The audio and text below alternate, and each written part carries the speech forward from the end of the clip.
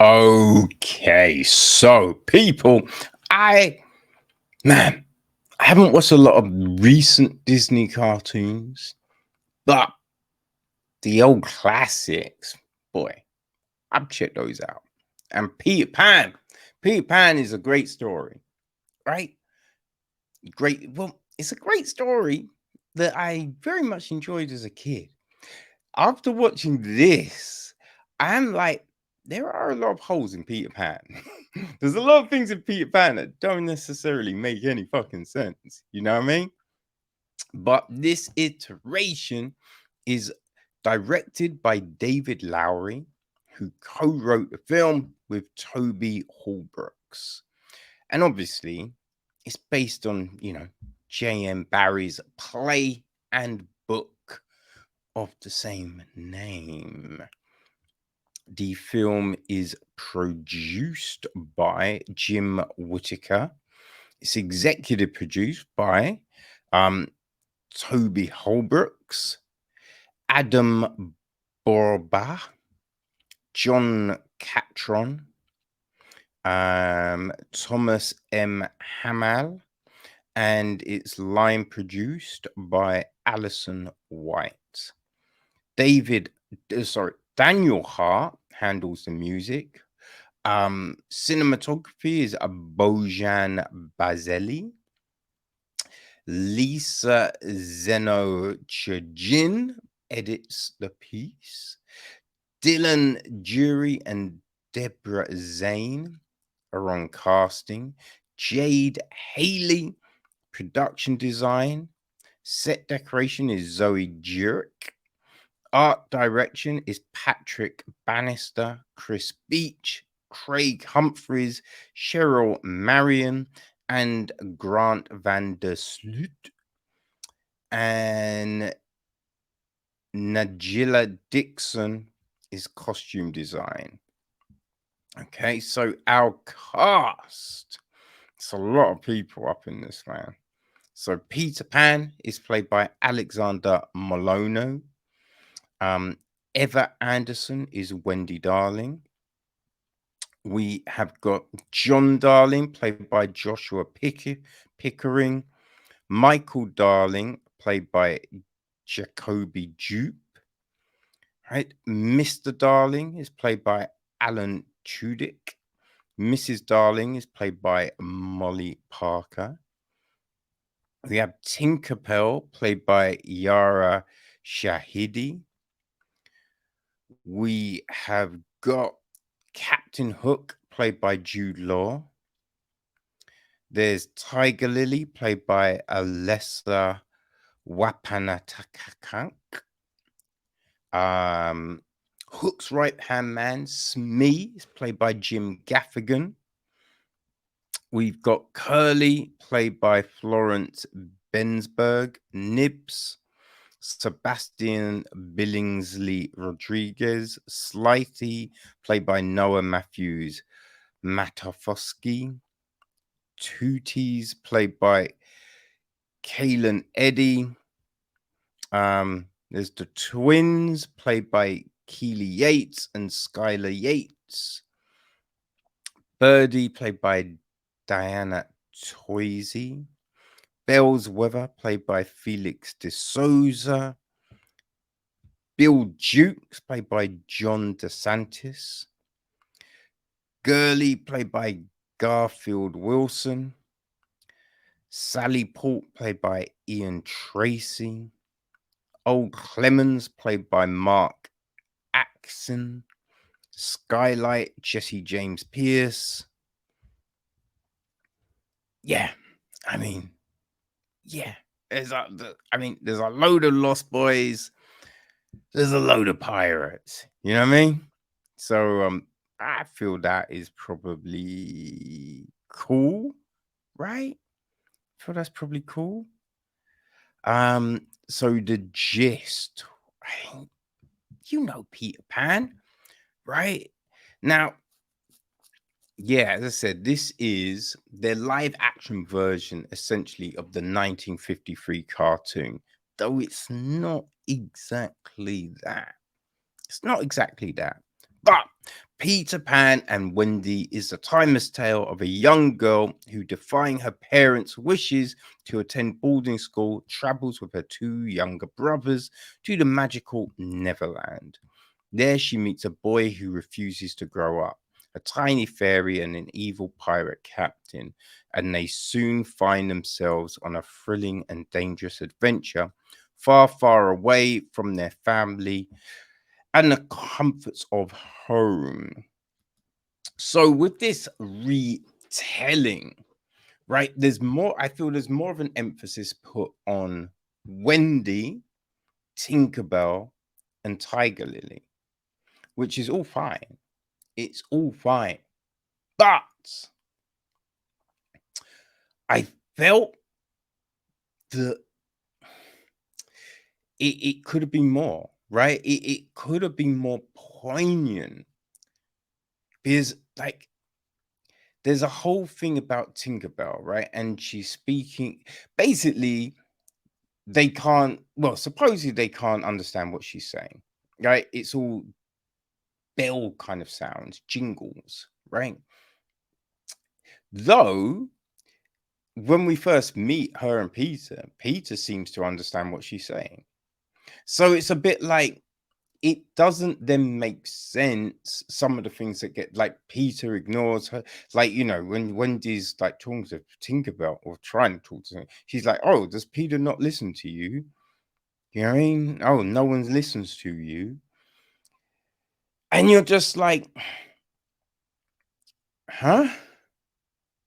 Right? Because supposedly he can hear what she's saying. And I remember in the cartoon, if people ignored her, she didn't use her magic. Right? So you just feel this, like, you have to either, right, say that they're forcing her to use her magic, or she, you know, like, why is she keep on helping them? You know what I mean? Like, I think in the cartoon, didn't she love Peter? I feel that was it. Or there's other iterations where I think Tinker loves Peter, but he wants Wendy. You know what I mean? I feel that's the kind of gist. But, you know, like, what's the reason for it? That's the big thing. But it's not really explored, right? It's not explored. And I thought that's, yeah, I mean, like, you could have done something with that, right? You want to go, oh, you know, girls sticking together, helping someone find it, like, all of these things. But look at the reasons why, like, everyone else is supposedly not, right? And address that. Just not done, you know, which is an odd one, especially with the whole, you know, Peter not wanting to grow up and all of this. And you have Wendy, who hasn't really spoken to any of these people, but being like, oh, you need to do this and you need to do that and blah, blah, blah, blah, blah. But maybe talk to them, find out, be like, yo, what's, you know, why? What's the thing? Now, there is that, some of that does get addressed towards the end of the film, but not really. I feel it could have been done better, you know? Now, that could just be me, right? Could just be me. But yeah, I just think, like, Tiger Lily. Tiger Lily is always a good character. Definitely gets more time here, but again, could have been better utilized. Right? It's very fucking frustrating because at the very start, Tiger Lily's all her dialogue is in subtitles, and the subtitles are fucking, like, there's no background, so it's just white text on light background. It's killing me, man. It was real killing me. You know what I mean? So there is that. But then later in the film, she's talking English, right? But then later in the film, she's back to subtitles. It's just like, what are we fucking doing here? right? It didn't really make any sense because no one else is talking in subtitles, right? But supposedly she can hear everyone, but she's not talking. Like, what is happening? What's happening? You know, and this character, she's there, but she doesn't live with the Lost Boys. You know what I mean? Like, she's not getting the respect, and you're just like, you could do more here. There's more of a story here. And when you kind of look at the making of the film, right? They talk about Lowery and Holbrooks talk about wanting to, you know what I mean, navigate past the racial shit in the first, right? Which is from the 50s. So obviously it's gonna be fucking, you know what I mean? But they're like, oh, we want to make this more diverse and all of that. And there's definitely diversity in the casting. But, you know, again, with Tinkerbell and Tiger Lily, you give these characters kind of prominence, but you don't really do anything substantial with these roles, right? Like the fights and all of this, it's pretty implausible. Just because a lot of it's not body momentum, right? It's someone blocking a sword from an adult, which is like that's not going to happen, right? If you're using someone's body weight against them, boom, that makes sense. It's not what happens, right? As well, you can't have fucking kids who've never picked up a sword, but suddenly they're using swords. It's stupidness. It's silly. It's fucking silly. Right? A big thing. As I'm watching the film, right? I'm like, hold on. Why do pirates want to kill the kids? You know what I mean? It's one thing. Because you were just like, I understand the pirates wanted to capture the kids and turn the kids into pirates. But you're thinking, why would the pirates want to kill kids? Right? Why? You know what I mean? Like, there's definitely stuff in here that when you actually think about it, it's just like, okay, now can someone please clarify this shit to me? You know? Like, there is a magical feel to the film. Definitely. There is that. There is that. You know? And I think kids will very much enjoy this. I do think kids will enjoy it. The CGI crocodile. Yep. Cat's out the bag, people. It's not a real fucking crocodile. It's not. Yeah. Sorry. But the CGI crocodile is pretty cool. I wish it was in more. I wish it was there more. And again, that is another thing that doesn't kind of gets lost in the story. But yeah, CGI crocodile, pretty cool. There's some cool things here. It really does look green screened.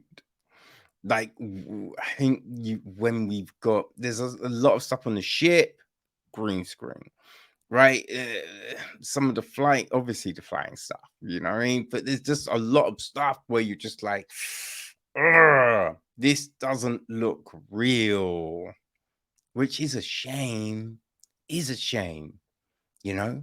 I feel like the film could be shorter. There's this big speech by Hook, which makes no sense because it comes after Hook does something, right? And you're just like, hold on. All right. If you're talking about Neverland and what it would be, what it is, and what it would be, then why did you do the thing earlier? You know? So I think it looks very nice. Tonally looks very nice. And I will say, look, they did make people's clothes look dirty and all of that. Though, like, there's stuff with Wendy and her hair, perfect, not messed up at all. And you're just like, after doing all of that, wait, come on now. Yeah, it's gonna be a mess. It's gonna be a mess, yo. Right? So there's that, and like teeth are all these are pirates. Right? No one's having perfect teeth. So give people dirty clothes, grimy clothes. It's all good. Clothes should be ripped. Clothes should be, you know what I mean? Like there's more to it. There's more to it. But as I said, people, as I said, kids will love this. Kids will very much enjoy it, I feel. You know what I mean? So, hey, put your little ones in front of the TV and let them soak up the magic and the joy of Peter Pan, right? Because yeah, I think they will. Oh, they will love it. And you know what I mean? It's called Peter and Wendy, which actually, right? Because the cartoon was just Peter Pan, right? And the book and the play, you had the title "The Boy Who Wouldn't Grow Up," but it was also known back in the day, right, as Peter Pan and Wendy. So you know what I mean? Title does make sense. So yeah, people, if you love the cartoon and you want your kids, I mean, actually, just let them watch the original cartoon for sure. But you know what I mean? If they like the live action adaptations, you know, you've had the Lion King, Lady and the Tramp, Dumbo, all of these things, right? If they enjoy that, then I think they will like this. You know what I mean? Right? If your kids like Chronicles of Narnia, if they like um her dark material, their dark material. There's a dark material, right? The Philip Pullman stuff. If they enjoy all of that, though that might be a little dark. I'm not quite sure what the age would be on that. But yes, anyway, if they enjoy all of that, then Peter Pan and Wendy, I'm sure, will light up their little hearts. So yes, it's on Disney Plus, people. Have at it.